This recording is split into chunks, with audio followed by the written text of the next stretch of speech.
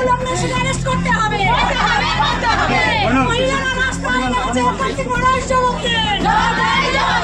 এই মুহূর্তের বড় খবর, কার্তিক মহারাজের শাস্তির দাবিতে নবগ্রামের ঝাঁটাহাতে তীব্র বিক্ষোভ। থানাতে উপস্থিত সাধারণ মহিলারা। যৌন হেনস্থার অভিযোগে অভিযুক্ত স্বঘোষিত ধর্মগুরু কার্তিক মহারাজের বিরুদ্ধে শাস্তির দাবিতে ফুঁসে উঠল নবগ্রাম। আজ থানার সামনে বিক্ষোভে সামিল হলো বহু সাধারণ মহিলা। ধর্মের নামে অপরাধ বন্ধ হোক, কার্তিক মহারাজের গ্রেপ্তার চাই, এই স্লোগানে কেঁপে উঠল গোটা এলাকা। বিক্ষোভকারীদের দাবি, দীর্ঘদিন ধরেই অনৈতিক কর্মকাণ্ড চালাচ্ছেন ওই ব্যক্তি। নবগ্রাম থানায় দায়ের করা এফআইআর এর ভিত্তিতে দ্রুত আইনি পদক্ষেপের দাবি জানান তারা। তাদের বক্তব্য, ধর্মের নামে কেউ অপরাধ করলে সমাজে তার কোনো জায়গা নেই। কি বলছেন বিক্ষোভকারী মহিলারা?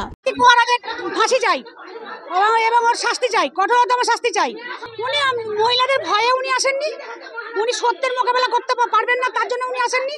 যে কার্তিক মহারাজ উনি মহিলাদের চাকরি দেব বলে উনি যে মহিলাদেরকে প্রলোভনে ফেলে ধর্ষণ করেছেন, তাই আমরা মহিলারা আজকে ওই কার্তিক মহারাজের অ্যারেস্ট চাই, কার্তিক মহারাজের আমরা শাস্তি চাই।